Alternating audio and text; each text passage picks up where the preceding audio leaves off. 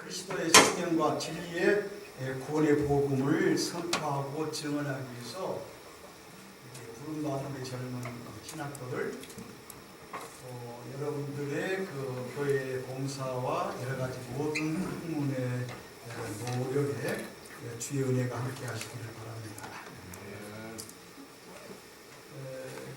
나는 1962년에 한신에 들어왔기 때문에 아마 지금 내가 그 한신을 졸업한 지가 56년쯤, 7년 될 것 같은데, 그때는 우리 한신대학교가 여기 땅이 15만 평이었어요.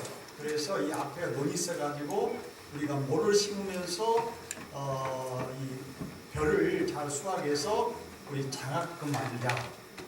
그렇게 해서 이 벼농사도 한 적이 있고, 이 앞에 넓은 들에다가 나무를 많이 심어서 나무 한 주가 1억 원씩이 될 테니까 우리 후배들은 이 나무 팔아서 장학금 할 수 있게 해달라고 노력을 많이 했는데, 여러분 알겠지만 목사님들이 경영 능력이 부족해요. 그래서 이 땅을 다 팔고 팔아가지고 지금 이 정도 나왔는데 매우 유감스럽습니다. 이 땅이 내가 졸업할 때만, 한시 졸업할 때만, 학부 졸업할 때 10만 평이 남았는데 10만 평 가운데도 약 6만 평 가량을 팔아가지고 을지로 있는 빌딩을 지어가지고 학교 운영한다고 했는데 다 팔고 없어졌고 결국 2만 7,000평 남았습니다. 그때 우리는 이 학교를 지키려고 땅 팔지 말라고 우리 학장하고 막 얼마나 많이 데모 많이 했고 태양 맞았고 매 학생은 감옥 갔고 이렇게 이 학교를 지켰고 우리 존경하는 여러 교수님도 전부와 함께 학교를 지키려고 애를 썼습니다. 하나하나 그런 문제가 있고, 여러분 지금은 이제 우리 한신의 신앙이 매우 약화됐어요. 매우 유감스러워요. 우리 때는 이 박봉남 정경현 이 후 교수님, 그 다음에 구약신학에서 문익환 목사님, 문익환 목사님 예언자 신학을 매우 강의를 잘하셨고, 우리 박봉남 정경현 선생님께서 칼빈과 루터와 파르트의 강의를 어떻게 잘하셔서 한신의 모든 학생들을 생기 있게 하고 감동스럽게 해서 우리 한신대학 교수들이 쓴 글이 전부 우리 기독교 전체를 커버했던 그때 우리는 매우 프라이드를 가지고 한신을 자랑했는데, 지금은 그런 정글도 많이 학생들이 식었고 교수도 별로 개혁신학에 관심도 내가 보기 많이 없는 것 같고, 그래서 이 한신의 이 밝은 빛이 처음 이렇게 하다가 사라지지 않을까 하는 게 염려가 돼요. 그래서 오늘 내가 교수를 비판하는 게 아니에요. 일반 흐름이 지금 여러분 장신대학 가면 학생 수가 1,500입니다. 1,500 가운데서 거기에 칼바르트 전공한 교수가 3명이에요. 제가 그 강의실에 들어가 봤더니 한 200명이 바르트를 듣고 있었어요. 그럴 때는 한신이 바르트와 칼빈이 아주 원상인데, 지금 한신은 언제가 다 사라져버렸어요.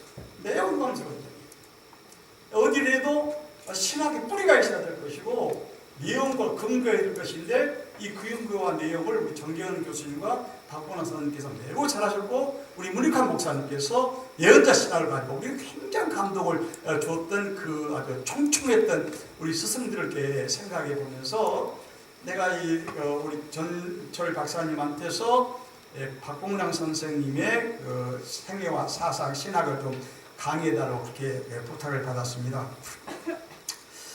우리가 정경현 교수님께서 세상에 떠난 것이 몇 년 전에 10주년이 돼가지고 정경현 교수님 책을 엄청 쓰셨어요.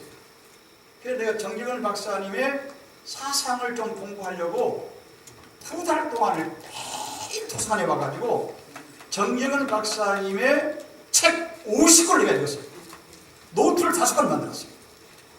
얼마나 정경현 교수님의 성서 신학에 대한 깊고 오묘한 내용이 많은지 지금 그걸 틀 수가 없는 거예요. 그래서 우리 박봉남 정경현 선생님의 주기 때 내가 책을 썼습니다. 우리 정경현 박사님의. 그래서 아마 김재진 박사님이 정 박사님의 신학 사상 말씀하셨다고 들었는데 제가 들었으면 좋겠는데 못 들었습니다만 그러고, 우리 박봉랑 선생님께서 2년 전인가 우리 15주기를 맞이해가지고 우리 제자들이 모여서 위대한 우리 스승님의 신학 사상과 우리의 삶과 위대함을 우리가 다시 한번 조명하자 그래가지고 15주기 때 우리 박봉랑 선생님의 목회자의 마지막 증언이라고 하는 그 목사님 추모집을 내가지고 우리 그 박봉랑 선생님의 그 여러 가지의 신학적인 위대한 족적을 우리가 그 설명하고 이해를 했던 그런 기억이 납니다. 제가 이거 박봉랑 누가에게 여러분 공통으로 할 말 하나 있어요. 나는 박봉랑 선생님과 정기근 선생님의 책과 사상을 연구하면서 깜짝 놀란 게 있어요. 이분들은 우리보다 훨씬 어렵고 힘든 일제시대, 굶고 힘들면 여러분 힘들지만 훨씬 힘든 그때에 일본에서 유학을 하신 분들이에요. 그런데 우리 정기근 박봉랑 선생님의 글을 읽어보니까 그 일본 시대에 어려울 때 여러분들은 지금 뭐 바쁘겠지만 그분들은 그 어려운 때에 엄청난 신학 공부하기 이전에 소설과 시와 철학을 무척 많이 공부를 했어요. 아니 지금 그때는 책도 구하기 어려우니까 우리 정기근 박봉랑 선생님께서는 옛날 보던 책을 팔아가지고 돈이 없으니까 책을 팔아서 그걸 가지고 우리 정기근 선생님은 독일에다 책을 주문해서 읽으셨고 박봉랑 선생님은 칸트의 실체이상 비판, 순수 비판을 다 사서 읽으시고 그 다음에 그 소설을 막 읽으셨어요. 그래서 나는 우리 신학생들이 나는 우리 정기근 선생님의 그 추모집하고 우리 박봉랑 선생님의 추모집을 읽으시면 여러분들이 눈이 빛이 나게 생각해요. 미래를 위해서 설계하려면 여러분 많은 소설을 읽어야 돼요. 많은 시를 읽어야 돼요. 그런데 그룹마다 훨씬 어려운 70년, 80년 전 우리 교수님들이 그 가난과 굶주림과 어려움을 무릅쓰고 그 많은 소설과 시와 철학책을 읽으면서 신학 공부를 자꾸 준비합니다. 세상에 공짜가 없는 거예요. 여러분 기도도 공짜가 없습니다. 은혜는 공짜지만 모래 말한 것처럼 우리 값비싼 은혜를 받아야 돼요. 이 값비싼 은혜, 값비싼 진리, 개혁신학을 우리에게 잘 전달해 주신 분이 정기근 교수님과 박봉랑 선생님이신데 지금 그거 희미해져버렸어요. 매우 안타깝거든요. 대신 광나루 신학교 나는 가보니까 놀라운 친구들 있어요. 그 다음에 서울신학대학 거기는 바르트를 싫어하는 학교였어요. 예술을 좋아하는 학교예요. 그런데 총장은 보네폴을 경고한 사람이고 거기 황덕영 박사 20여년 바르트를 전공 공부한 사람이에요. 여러분 순복음교회 신학교가 있습니다. 거기 어디 신학교 잘 모르겠는데 연세든가 뭐 예? 한세신학교 거기 조신학교에서 바르트 학자입니다. 전부가 바르트 공부하고 있어요. 유럽 말할 것도 없어요. 내가 프린터를 여러 번 가봤는데 프린터의 교수가 28명입니다. 학생 수가 1,500명이에요. 전부 바르트 공부하고 있어요. 학자는 다 통제해버려요. 우리는 전부 바르트 학자입니다. 바르트를 공부하지 않고 현대 신앙을 할 수 없고 종교와 기독교를 말할 수 없기 때문에 우리는 바르트를 공부 이렇게 말하고 있어요. 내가 시카고 대학 총장을 만났어요. 바르트가 1964년에 미국을 방문했습니다. 바르트 안 가서 거예요. 그런데 시카고를 가서 강연하니까 총장의 글말에 책이 나와요. 우리는 바르트 당신 때문에 하나님의 진리와 복음을 전할 수 있는 능력과 힘을 얻었습니다. 이 역사를 내가 생각하면서 내가 뭐 시카고 유니온 신학대학이라든지 시카고 대학, 엠브레 대학 큰 대학 가보면서 이유로 말할 것도 없고 그런데 우리 한신대학에서는 바르트가 죽어버렸어요. 젊은 신학교에서. 그래서 나는 내가 영지영 총장한테 얘기를 했어요. 무슨 일이 있어도 바르트 학자를 모셔서 우리 박봉랑 정기근 선생님부터 이 위대했던 신앙의 전통을 살려야 된다. 예, 그 말씀을 드렸는데 좀 시간이 많이 지나가면서 서론도 아닌 서론을 얘기하고 이제 박봉랑 선생님의 말씀을 좀 하려고 합니다. 나는 박봉랑 선생님과 개인적인 관계가 하나 있어요. 신학교 2학년 때 성찬식을 받을 수가 없더라고요. 내가 죄를 많이 지어가지고. 그래서 성찬식을 안 받았더니 박봉랑 교수께서 성찬식을 다 끝난 다음에 안 하자는 거예요. 그래서 나는 처음 그때 본 거예요. 박광훈 교수가 뭐라고 얘기하면 오영석 학생 성찬식을 참여 안 하는데 나를 잘 모르시면서 뭐라고 얘기하시냐 그러면 나는 오영석 학생이 왜 성찬식이 참여하는지를 그 사이클라지 내 심리를 이해하겠다. 연구실에 나를 오라고 하시니까 갔더니 내가 이 방학 동안에 오영석 학생에게 숙제를 줄 테니까 이해오라는 거예요. 숙제가 3가지예요. 도스토옙스키의 크라임 앤드 퍼니시먼트, 죄와 벌이라는 책, 일드란트의 히스토리 필로소피, 철학사, 그 다음에 존 킬링의 스케치북, 이 3권을 적어주면서 반드시 3책을 영어로 다 읽고 방학 때 끝나고 나면 리포트하라는 거예요. 아니 나는 그때 저 시골에 온 고등학생 막 졸업한 2학년 학생을 그 하버드대학 위대한 박사께서 나를 보시고서는 그렇게 과제를 그냥 깜짝 놀란 거예요. 도대체 교수는 이 정도의 학생에 대한 관심이 있어야 될 거야. 그래서 나는 그 박근환 선생님의 눈에 들으려고 서투른 영어를 가지고 여러분들 다 죄악을 크라이트 퍼니시먼트 500페이지를 계속 읽고 끝났어요. 여름방 2달 동안. 그래서는 선생님의 연구실에 가가지고 선생님 숙제가 왔습니다. 이들어라고. 그래서 숙제를 하면서 도스토옙스키의 죄악을 영어로 다 리포트했더니 오케이, 됐어, 그러면서 앞으로 계속 이렇게 공부를 하고 기도하면 하나님께서 오영석 학생의 길, 우리 한신의 길을 이루겠다는 것을 기억해서 그날부터 내가 선생님을 늘 마음속에 생각했는데 내가 그 대학원을 졸업을 하고 수익을로 목회를 하러 가려고 그랬어요. 이거 우리 박근환 선생님 똑같은 말이에요. 내가 글을 썼습니다. 박근환 선생님도 이 사람이 언제 태어났냐 그러면 1918년 9월 3일 평양시 신양리에 출생했어요. 그러니까 지금부터 100년 전입니다.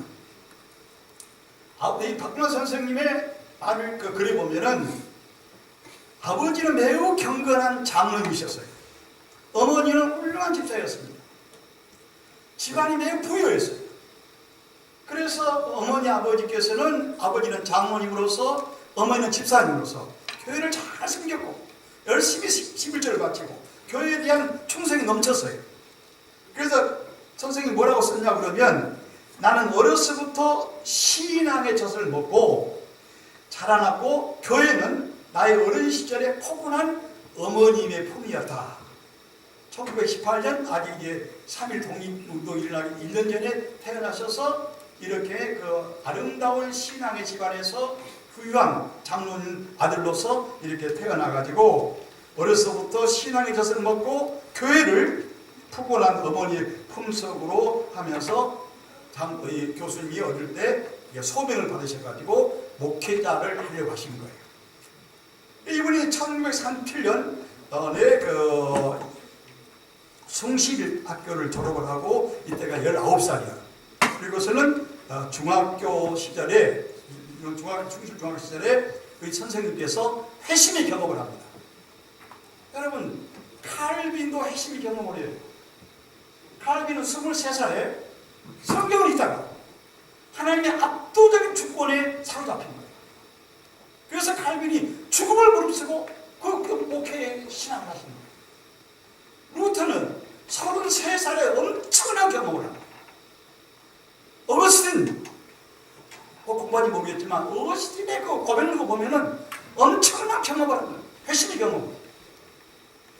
모든 신학자들과 목회자들은 내적인 영적인 회심의 경험 다 하는 거예요. 박근홍 선생님은 글에 보면은 중학교 다닐 때, 숭실학교 다닐 때에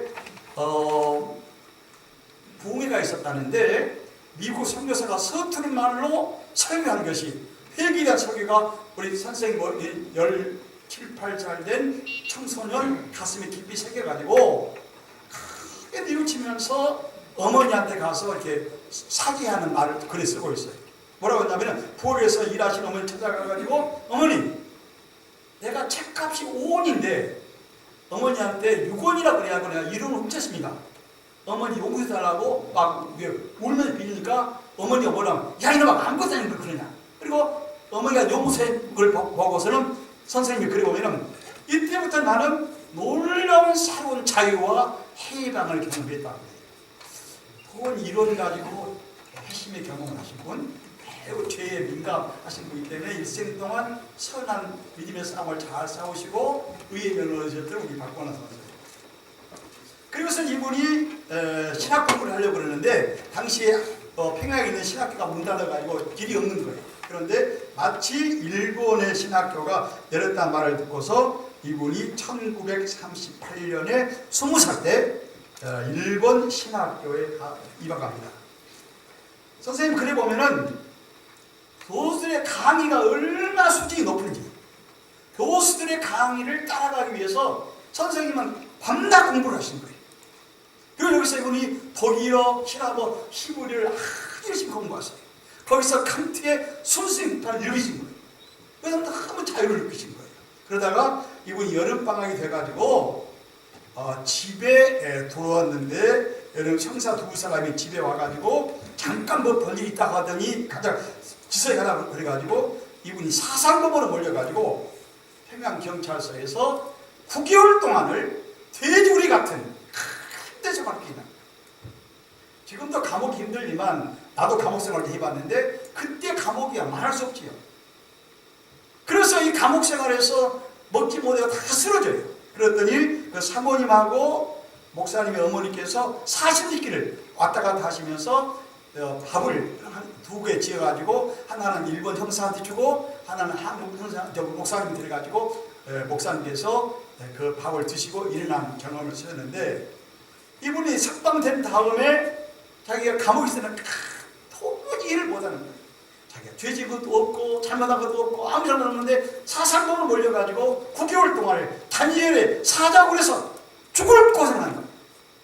절대 이해 못했는데 목사님께서 감옥에서 해방돼 나가지고 신문을 보니까 대문짝에 신문을 뭐가 나왔냐면 여러분 혹시 장준하를 알지 모르겠어요.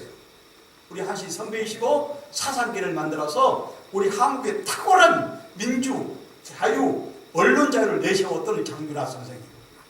이분은 그래서 김관석 한신 우리 다녔던 우리 또 기독교서에서 NCT 총무도 하셨던 김관석을 비롯해가지고 여러 일본 신학생 친구들이 다 일본 학교문에 끌려가가지고 죽을 고생하고 죽기도 하고 고생한다고.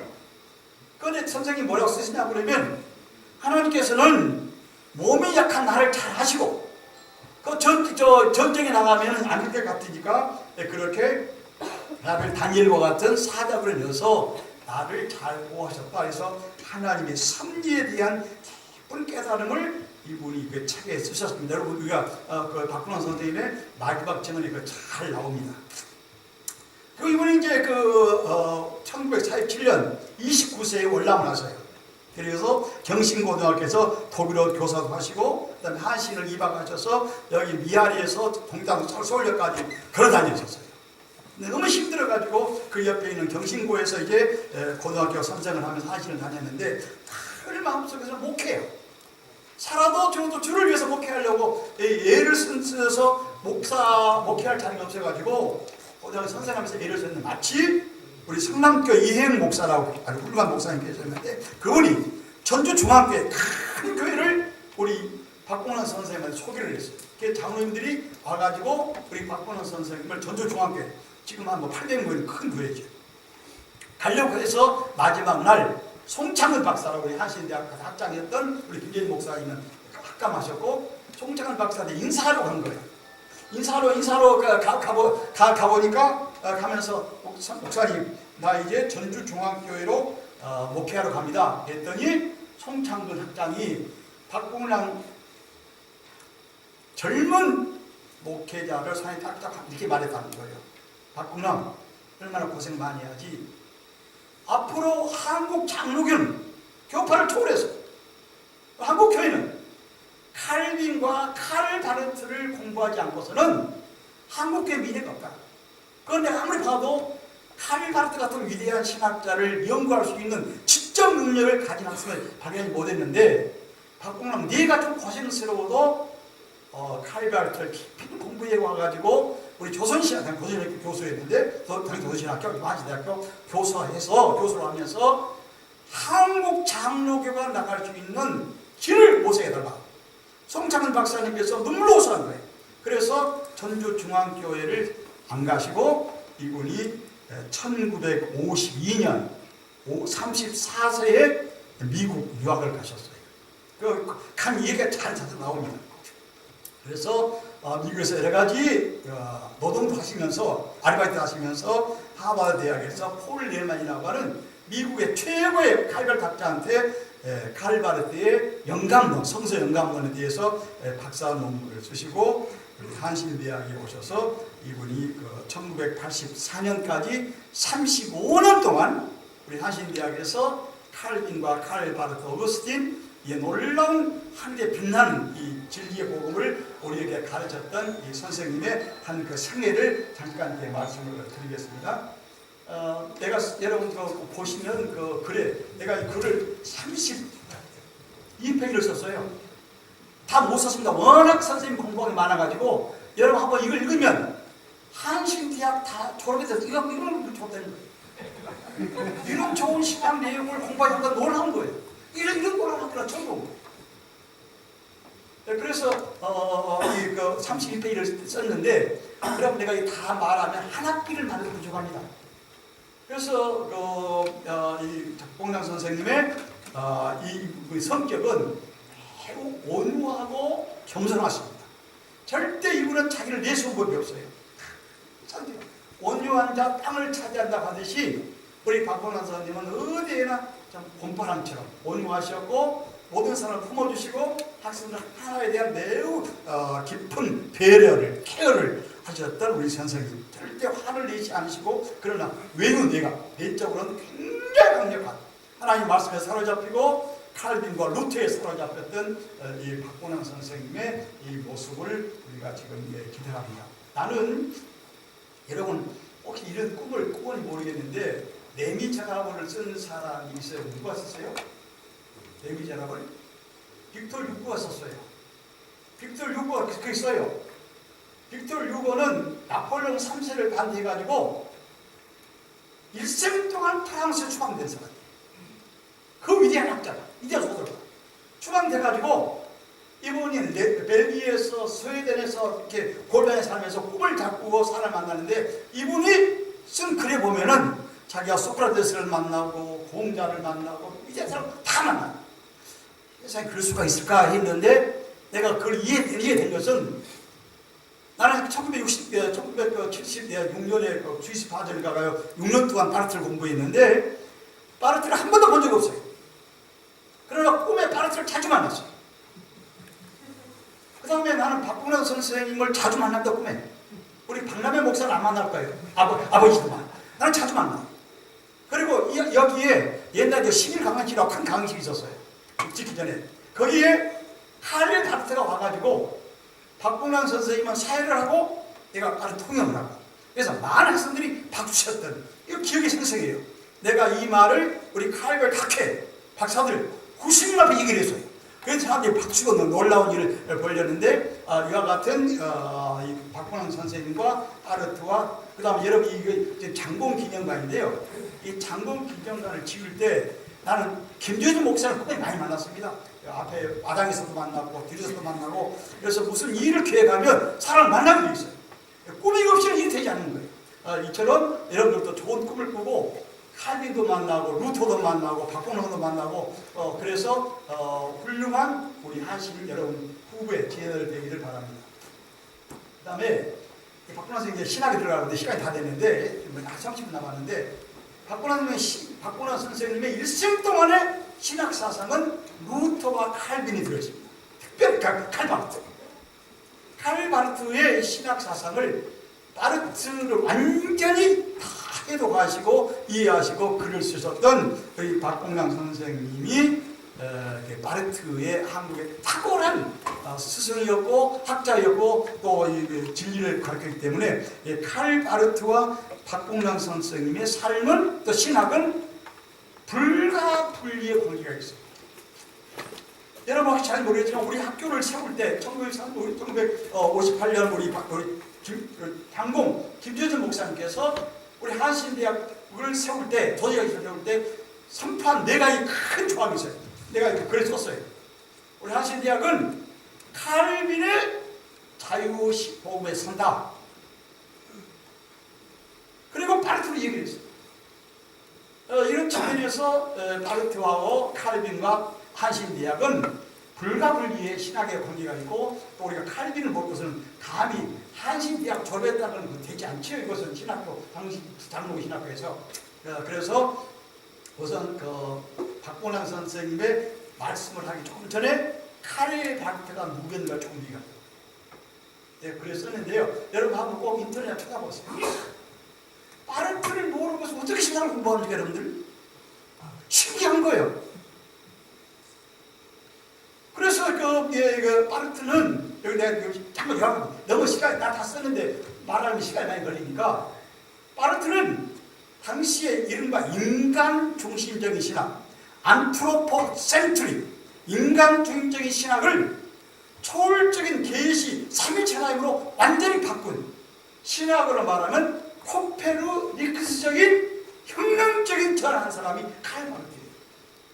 지금 우리 여기 앉아있는 모든 교수들도 바르트가 아니라면 반복하기 어려워요. 바르트의 신학 사상이 종교 개혁을 새로 만든 거예요. 그래서 바르트는 신중심적인 하나님, 삼위일체 하나님의 중심적인, 그러나 인간을 사랑하는 것을 도와주는 신비로운 삼위일체 하나님의 중심에서 바르트 신학이 시작합니다. 그래서 한스킹이 글을 썼어요. 모차르트 음악에 다가오니 햇빛이 비쳐 모든 만물을 새롭게 살리듯이 칼 바르트 신학에는 삼위일체 하나님의 다가온 은혜의 태양이 비치지만 누구도 태우지 아니하고 만물을 새롭게 하고 모든 인간과 고통을 깨뜨고 나가는 돌파구를 수없이 마련해주는 것이 칼 바르트의 신학이기 때문에 칼 바르트 신학은 굳건한 믿음에서 섰다. 하나님은 그 약속의 말씀을 처음까지 다 지킨다고 하는 확실한 믿음에서 칼 바르트 신학이 시작했기 때문에 이 칼 바르트 신학을 연구하지 않고서는 오늘날 신학을 말할 수 없다라고 한스킹이 최근에 쓴 기독교 위대한 사상가가 책에 루터, 칼빈, 여러 쓰면서 썼습니다. 그래서 바르트는 높은 데 계신 하나님, 지금까지 슈라레마나 자유주의 신학은 깊은 데서, 인간의 종교에서, 인간의 경험에서, 인간의 신의식에서 내가 뭘 기뻐하는 것에서 하나님이라고 보면 우리가 생각하는 일체가 모든 종교 감정, 모든 역사의 의식이라는 것은 하나님 아니다. 그 당시에 해결을 중심으로 해가지고 모든 신학은 하나님과 인간, 역사와 하나님의 나라를 화해, 레콘실레이션하려고, 우리 인간의 시작에서 하나님의 영광과 인간의 시작에서 하나님을 찾아보는 따라서 하나님과 인간 사이에는 상대적인 차이가 아니라 질적인 차이가 있다.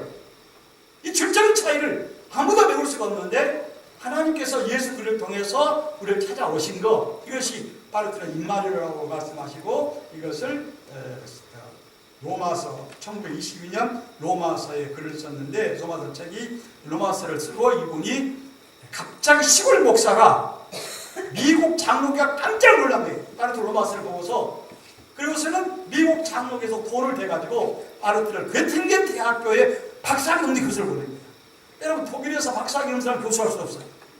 그런데 바르트는 모든 박사를 초월하는 그 놀라운 능력과 힘 때문에 박사가 아니어서도 괴팅겐 대학의 교수로 가가지고 수백 명의 교수를 만든 사람이 바르트입니다. 그래서 이 바르트가 계속해서 이렇게 그 로마서를 쓴 내용을 내가 썼는데요. 내가 그 9페이지에 한 일반 이거 읽었습니다. 9페이지 읽어볼게요. 그는 인간의 주로 나타난 계시 중심적인 신학을 하신 분이다. 그 다음 줄에 9페이지. 그러나 바르트는 하나님과 인간은 영원한 분리 속에 있지 않고 하나님 자신이 그의 자신의 넘쳐흐르는 사랑과 은혜 속에서 인간을 위하여 인간과의 관계를 찾고 그 관계를 세우고 관계를 보호하는 인간의 하나님임을 바르트는 강조하고 있습니다. 이것이 이른바 맨슈리티의 꽃이었어요. 하나님의 인간성입니다. 여러분, 세계에 하나님의 인간성을 쓴 사람도 없어요. 그런데 이미 하나님 인간성을 말써가지고 높은 데 계신 초월의 하나님은 홀로 영광을 기뻐하는 것이 아니고 가장 깊은 데, 가장 낮은 데, 가장 천한 데, 들어가서 인간을 모두 포용하고 껴안고 인간의 어둠을 빛으로 인간의 희망으로 십자가에서 자기 다 맡으시고 이해나가는 이것을 높은 데 계신 하나님이 낮은 데로 가장 낮은 곳을 밟았고 더 천한 걸 들어오셔서 인간을 승화시키고 아름답게 만들고 인간의 어두움을 빛으로 돌파시키는 이런 사실을 로마서에다가 다 썼고 이분이 1946년에 썼던 기독교 강의에다가 잘 쓴 이 내용을 우리 박봉남 선생님이 이렇게 씁니다.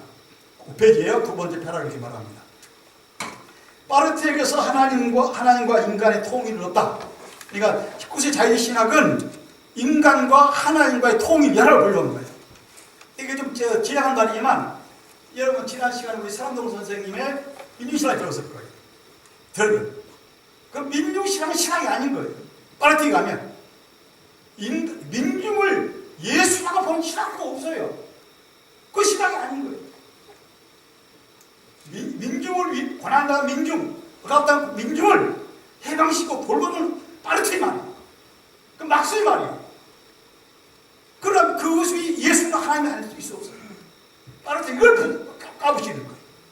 그래서 하나님을 하나님 되게, 인간을 인간 되게, 하나님과 인간 사이에는 그늘을 쓰고 차이가 있으나 하나님의 은혜와 넘쳐나는 사랑에서 인간을 찾아오시고 인간을 돌보시고 인간을 구원하시다고 하는 이 측면이 종교계의 칼빈의 신학이고 어거스틴 신학이고 바울의 신학이고 예언자 신학인 거예요. 이것을 가장 잘 밝힌 분이 우리 한신에서는 정재근 선생, 박봉남 선생님. 여러분 그래서 여러분 10페이지 좀 보시면요. 9페이지 제일 마지막에 이렇게 썼습니다. 요약하면 파르트는 이 박봉남 선생님 말을 내가 요약했지만 너무 박봉남 많이 쓰셨는데 파르트는 자유주의 신학의 인간 중심적 신학을 폐기하고 그 자신을 주로서 계시하시는 하나님 중심으로 그의 신학을 시작했다. 그래서 그는 인간의 존재와 하나님 존재, 이성의 깊이와 계시 사이에 인간 역사 발전과 하나님 나라 사이에 있는 접촉점과 상관성을 연장을 완전히 끊어버립니다. 그 대신 그는 역사서에 증언된 것처럼 창조자 하나님의 주권과 초월성과 하나님의 주권을 회복하고 잃어버린 하나님의 심판과 은혜를 다시 그리스도 안에서 새롭게 발견했다. 그래서 박봉남 교수에 의하면 파르트 신학은 시대의 물결을 거슬러 힘차게 올라가는 은총의 신학이다. 때로 그레이스. 자, 그래서 10페이지요. 10페이지 이렇게 썼습니다. 박봉남 교수님은 이러한 파르트 신학을 당시의 지배적인 신학계와 합리주의와 낭만주의, 성서 영감설의 멍에에서 자유하게 된 이걸 신학의 해방으로 썼어요. 그리고 한국의 전투적인 바리새주의적인 문자 영감설, 사당독에 있는 보수저들, 내가 그분을 말하는데 사당독에 있는 그 보수 정통 그 신학교는 우리 민족에 아무 도움이 안 되는 신학교예요. 그 신학교 빨리 없어져야 우리나라에 도움이 된다.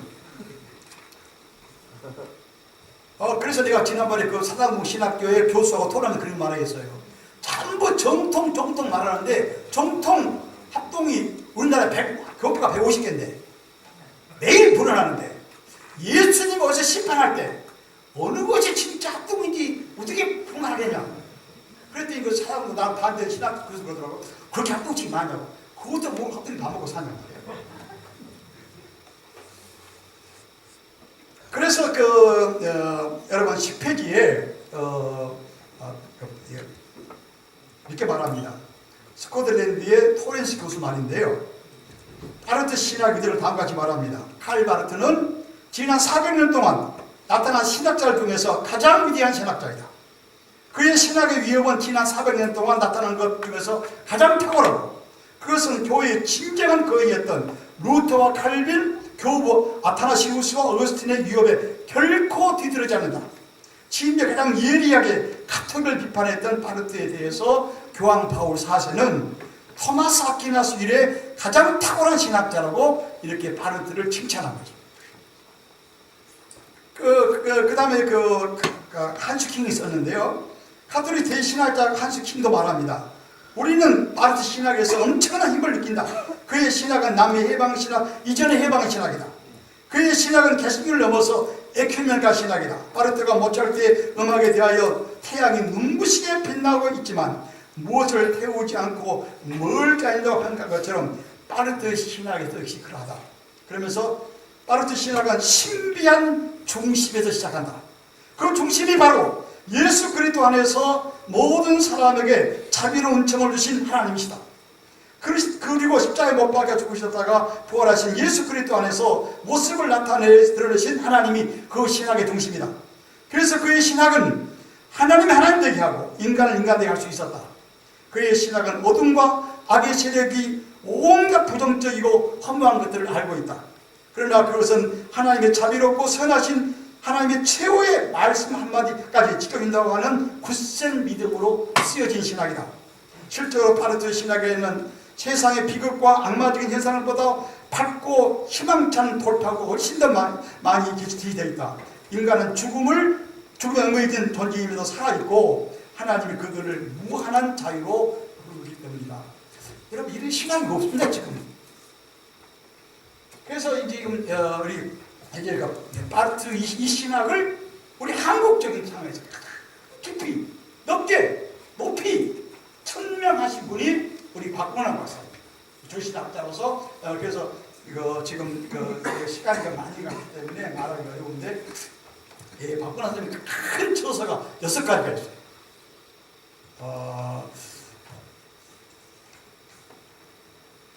이 저서 가운데 하나가 기독교의 비종교화. 기독교를 종교로 만들지 말라. 기독교를 비종교화.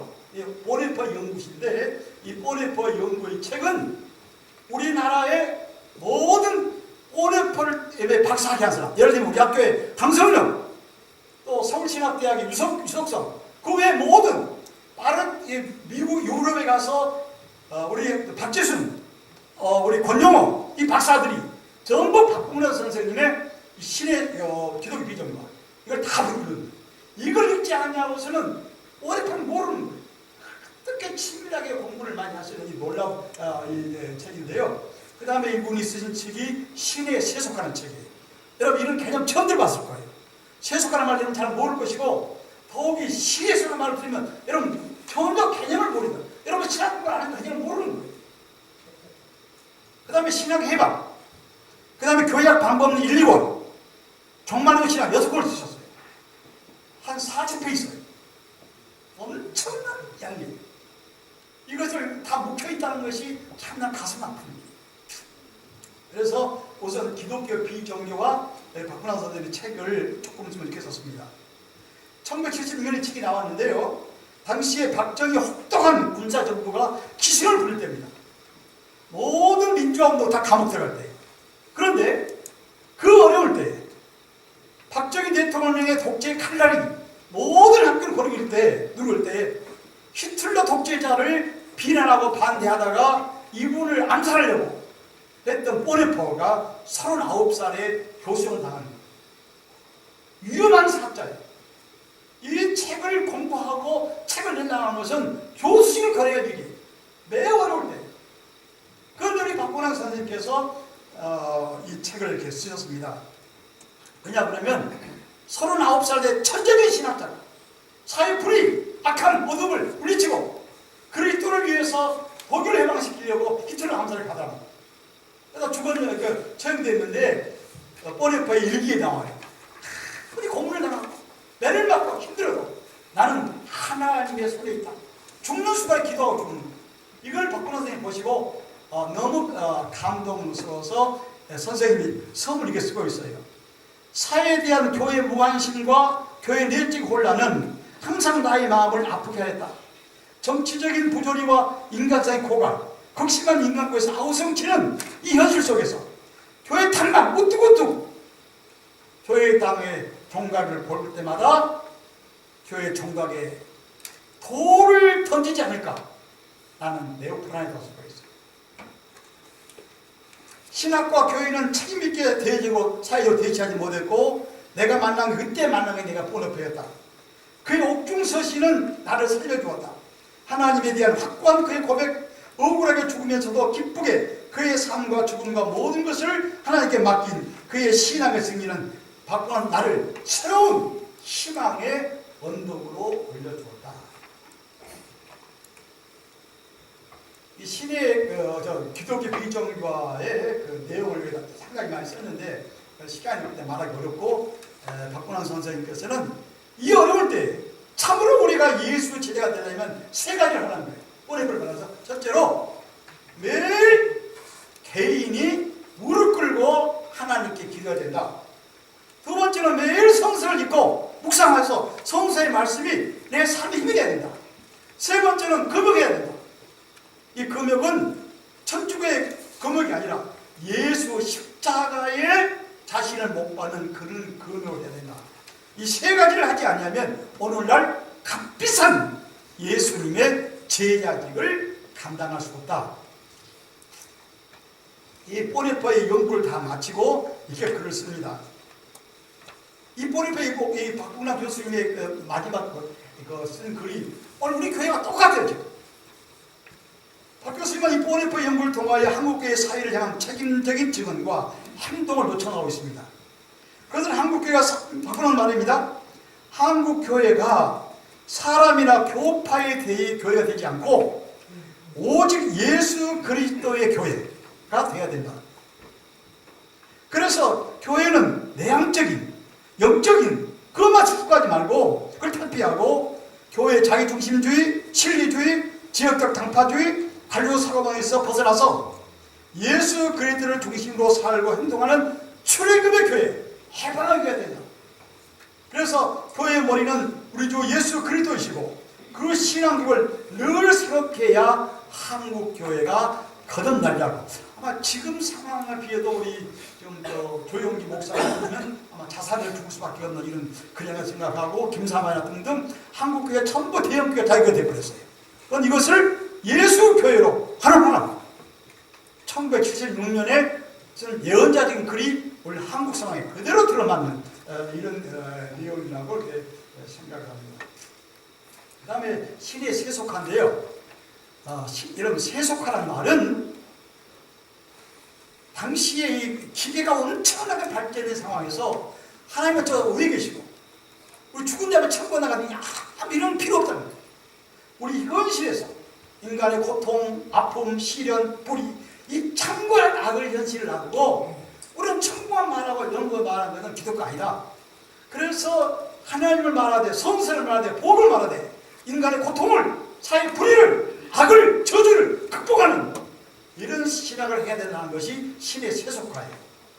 그래서 뭐라고 이 교회에 풍자가 됐냐고 그러면 이 타임지에 난 글을 우리 목사님이 책에 시에 있어라는 책에 이렇게 요약하고 있어요. 1996년 4월 6일 타임지에 다음과 같은 글이 들어있다. Is God dead? 하나님은 죽었는가? 하나님은 죽었다. 장의사는 누구인가? 라는 설교 주제가 설정되면 수많은 청중들이 하나님은 죽었다는 교회로 모여들고 있다. 타임지라는 기사예요. 미국 테네시에서 발행한 잡지, 모티브라는 잡지에 보면은 1960년 4월 5에 하나님은 조지아에서 수술을 받다가 죽었다. 왜 수술 받았느냐? 하나님의 영향력이 점점 줄어드니까 영향력을 좀 넓히려고 수술 받다가 죽었다는 거예요. 그리고 뭐라 쓰냐면 유대인의 중요한 신이고 그리스도교의 실제자인 우주의 창조자, 모든 신들 중에서 가장 우월한 신이 어제 점차로 자기의 영향이 강화되는 것을 교정받기 위해서 외과 수술을 받는 중에 세상을 떠났다. 신의 수술자는 누구냐? 알타이저와 그 많은 조력자입니다. 이 신의 인정 앞에서 교황 바울 4세와 WCC의 모든 대표자들 그리고 모든 그리스도교 대표자들이 있었다. 미국 존슨 대통령은 신의 중조를 듣고 매우 당황했다. 그의 두 딸은 하나님 죽었다는 말을 듣고 울었다. 드골 대통령은 프랑스 국립 TV 방송을 통해서 신이 죽었다. 공화국 만세, 프랑스 만세를 외쳤다. 소련 정부 기관지 프라우디에서는 신의 죽음이 그대로 보도됐다. 그 다음에 미국은 은퇴자가 쓴 걸 나왔어요. 나는 한 번도 하나님을 만난 적이 없지만 내가 듣는 바에 의하면 하나님이란 존재는 참 훌륭한 분이었다고 그러는데 그가 죽었다니 안 됐구나. 아이젠하워 대통령 뭐라고 하냐면 내가 듣는 바에 대통령이 좀 말하는데 신의 죽음을 듣고 나는 돌아가신 신의 가족과 그의 많은 유가족들 앞에 애도를 드린다. 나는 그가 우주적인 도덕의 선의 힘이 있다고 생각한다. 그가 미국에 베푼 많은 친절한 행동을 결코 잊을 수가 없다. 그러나 20세기의 가장 위대한 신학자 칼 바르트는 뭐라고 하냐면 조제 죽었다고 하는 신문의 기사는 그 거짓 사기 기사다. 수피겔지에도 쓰고 있어요. 학생 쓰기를 이렇게 지금 아우슈비츠에서 아프리카에서 수많은 사람이 죽어가는데 기독교는 영적 공황하고 있으니 그런 하나님 필요 없다. 그래서 우리 세상의 고통과 아픔을 해결하는 이런 하나님을 필요한데 이제 하나님 그런 뜻에서 죽었다고 하는 내용인데 이걸 가지고 60년 우리 굉장히 논의를 했습니다. 하나님은 죽었는데 치료로 필요가 있냐 없냐 우리 학교에서 보통 싸운 게 아니에요. 우리 기독교 잡지에 매일 이거나 나옵니다. 그러다가 이것을 말끔히 신학적으로 정리한 분이 박국남 박사예요. 한국의 신의 혼동, 신의 역사 문제를 아주 더 신학적으로 아주 크게 정리해서 모든 유럽과 미국에 있는 신학자들을 인용하면서 그들의 근본 관심은 이 사회와 역사에 무관한 하나님은 죽었다는 것이지만 우리가 믿는 하나님은 그리스도 안에서 가장 낮은 자, 없는 자, 힘없는 자를 찾아오시고 그렇게 따랐기 때문에 절대 기독교의 하나님이 죽은 게 아니다. 우리가 잘못 오해했던 하나님은 죽은 것이지만 삼일째 하나님은 지금도 살아계시고 하늘과 땅에 모든 걸 붙드시고 우리를 인도하시고 보호한다고 하는 이 놀라운 책을 쓰신 것이 신의 세속가예요. 650페이지 되는 거예요. 한 번도 이거 안 읽어봤어요. 이걸 읽어봐야 신학이 뭔지 아는 거예요. 그 다음에 이분이 쓴 것이 교약 방법론 1, 2권인데 이것이 1권이 한 600페이지, 2권이 한 1200페이지. 현대 선생님이 글을 썼어요. 35년 동안 교수하시면서 모든 신학적인 논의가 가능한 깊은 내용을 쫙 요약해서 이거예요. 신학 공부한 사람들이 신학적 사고가 안 된다는 거예요. 아무리 가도. 그러니까 신학적 사고를 형성하려면 성서적이고 종교개혁적인 신학적 사고를 형성하려면 교약 방법론을 자기가 써야 되겠다 생각을 하고 사명으로 썼다고 저게 나와요.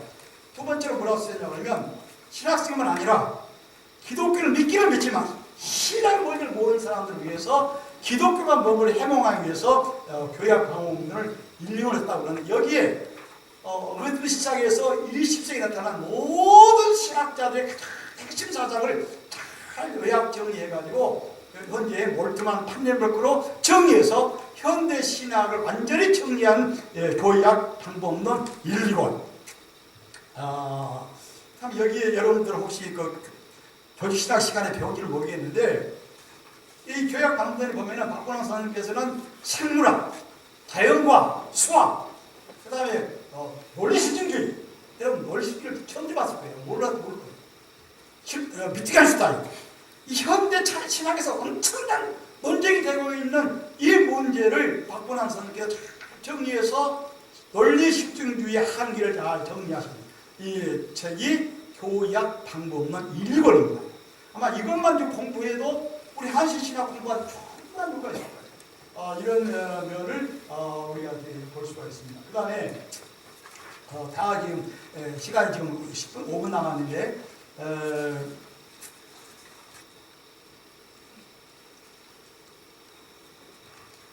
박권에서 여기서 3일처럼 이거 다 이렇게 말할 수가 없네요. 지금 시간이 한계돼서 이걸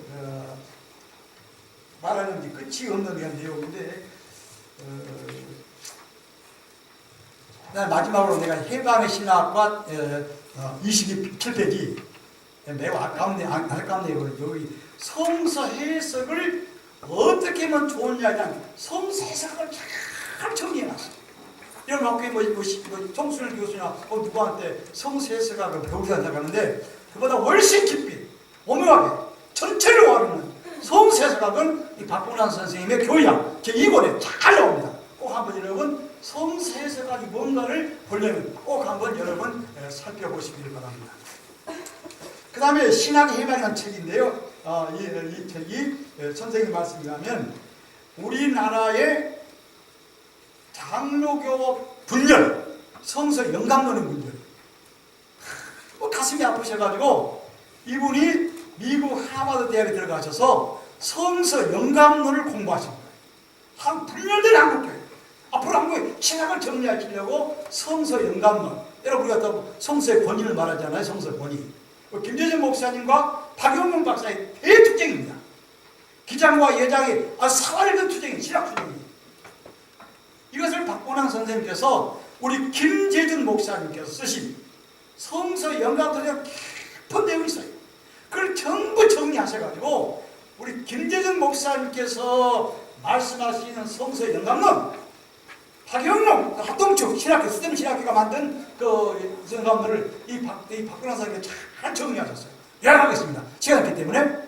박영록 박사의 성서 영감론은 뭐냐 그러면 성서는 창세 시작에서 계시록까지 문자 하나라도 틀림없이 하나님이 불러줬기 때문에 학생 그 성서자들은 뭐랬냐? 성서자들은 펜하고 연필만 들고 있으면 다 불려 썼기 때문에 성서의 문자 하나도 점 하나도 틀림없다는 것이 그렇기 때문에 성서는 하나님의 말씀이라고 보는 것이 합동주의 지금 들었습니다. 우리 김재준 목사님 뭐라고 얘기하냐면 그렇기 때문에 저는 뭐라고 하냐면 성서의 천문학, 성서의 곤충, 윤리, 성서의 모든 생물학 이 모든 지식은 틀림없다.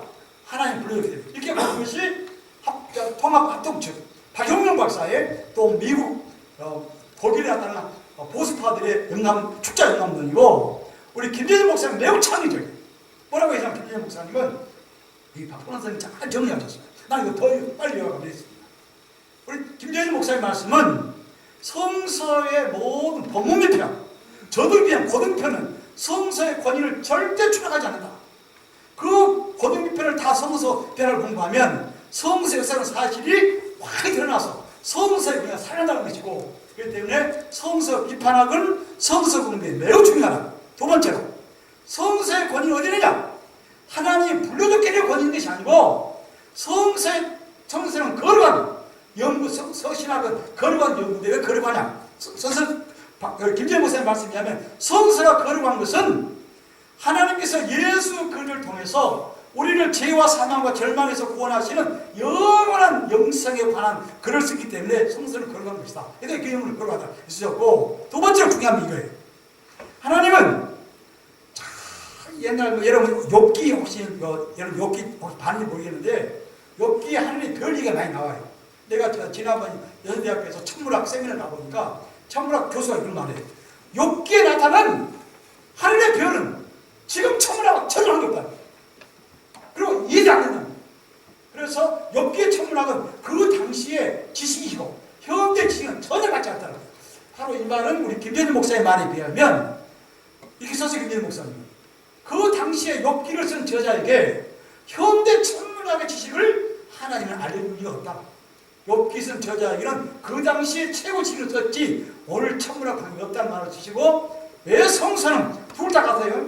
김재준 목사님도 성서는 창세기 시작해서 묵시록까지 완전히 무고 잘못이 없는데 왜 잘못이 없느냐? 하나님께서 창세기 기도를 통해서 예수 그를 통해서 우리를 구원한다는 이 목적이 그것이 있다. 성서는 생물학책이 아니고 성서는 경제학책이 아니고 성서는 천문학책이 아니다. 성서의 목적이 뭐냐? 목적이 예수 그를 통한 하나님의 구원의 역사를 말하기 때문에 이 면에서 창세기부터 계시록까지 일절 틀렸다. 이렇게 목적 영감사를 말하는 것이 우리 칼발트 말과 유성하고 우리 박근혜 선생님을 다 받아들여서 아르투로를 통해서 여러 가지 성서 영감론을 잘 정리했습니다. 내가 다 정리된 시간이 좀 그만 배워야 되겠네. 한번 여러분 한번 보시면 그 다음에 이제 그 마지막 박근혜 마지막 책이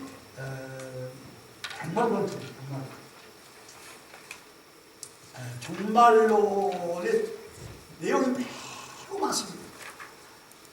몰트만부터 시작해서 판넬벌 칼까지는 엄청난 미국의 모든 신학자들이 미래적인 미래, 기독교 미래적인 여러분 미래를 보는 계시로 해석하는 방법이 두 가지가 있는 거예요. 이건 우리 선생님 책에 있는 거 아니고 내가 배워서 받았어요. 뭐라고 하냐면은 계시록을 이해하는 방법이 두 가지라는 거예요.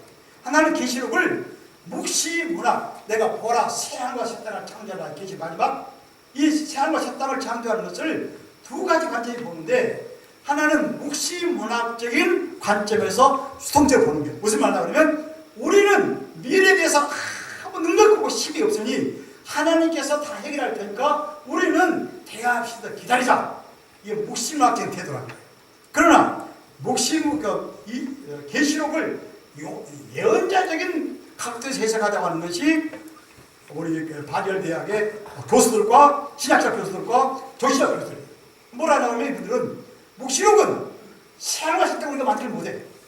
죽음도 없고 눈물도 없고 토기 없는 새하늘 만나기 못할지라도 뭘 만들지라도 우리의 사는 교회, 우리 현실을 하나님 나라의 정의와 사랑과 평화에 어느 정도 코레스폰덴디 상응하도록 우리가 기도하고 땀 흘리고 수고해서 만들어 나가는 그 비커밍, 그 과정으로 우리가 이해하는 것이 올바르다. 이렇게 내가 배웠습니다. 그래서 우리 박근환 선생님의 종말론이 마지막으로 생활 따라 바라보면서 우리 현실 사회를, 우리 교회를 하나님의 정의와 사랑이 누리는 이런 나라로 만들어 가자고 선생님이 책에 쓰고 있어요. 선생님이 내가 이 말을 안 하셨지만 이런 면에서 여러분이 종말론을 이해하는 등 현대 그 미국 존 카울필드 해가지고 그 과정시장 다 포함해가지고 존 베네딕트에 있어서 종말론에 대한 현대 모든 논의를 이 책에 다 쓰고 있어요. 그래서 선생님의 이 책은 우리 한식을 떠나서 우리 한국 교회의 보화 같은 이런 책들이고, 이 저서들이 좀 많이 읽고 논의되고 토론되고 신학적이 돼야 신학의 풍성이 지고 교회가 세워지고 우리 교회가 정말 그 새로운 빛을 받지 않겠나 이런 생각을 하는데, 우리 젊은 신학도들 이런 매우 바쁘고 힘들겠지만 신학은 근본이 있습니다. 우리가 있는 거예요.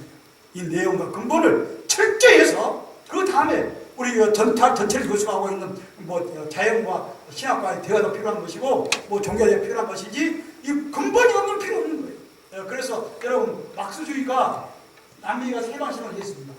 같이 해방 꾸티르 책이 나와요. 꾸티르가 이렇게 쓰고 있어요.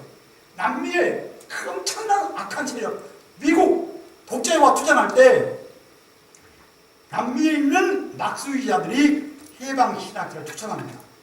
해방신학을 쓰고 있어요. 뭐라고 하냐면 우리가 해방신학자들한테 기대한 것은 자유나 평화나 해방이 아니다. 그렇게도 잘한다. 당연하다.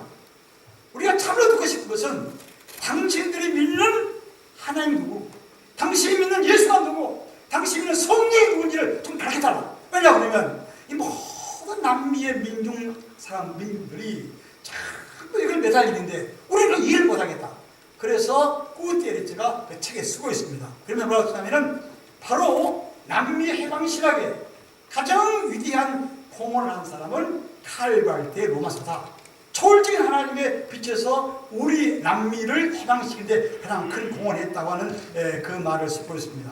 내가 한마디 못 끝나겠습니다. 이제. 여러분 1968년에요. 소련에서 모든 공산당 이데올로기들이 70년 동안을 공산주의를 해서 소련 국민들이 믿지 않은 공산주의를 전부 하나를 믿는 거예요.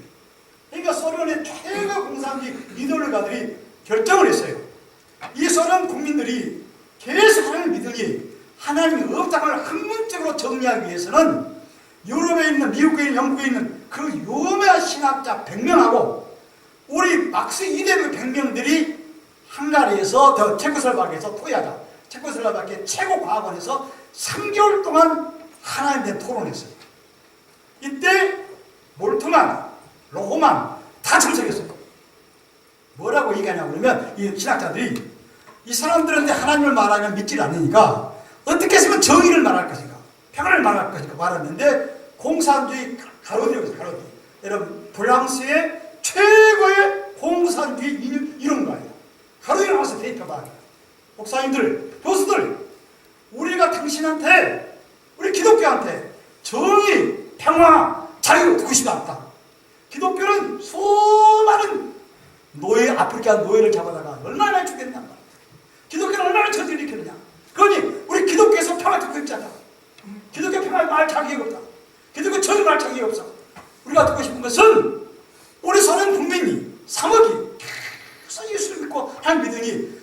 하나님이 무엇인지를 말해달라. 그러면 되겠다. 여기에 가진 교과서가 파르트의 실론입니다. 파르트는 막수를 다 받아들이면서 기독교를 읽기 때문에 막수이자한테 파르트 실론을 보시라. 여기에 칼 막수가 되게 많이 들어있다. 그래서 이 3개월 동안 토론하는 가운데서 서론에서는 전부 공산주의자들이 기독교 신학자들이 다 막수주의자로 될 줄 알았는데 가로디를 중심해가지고 서론의 많은 공산주의자들이 파르트의 실론을 보고서는 다 기독으로 돌아온 거예요.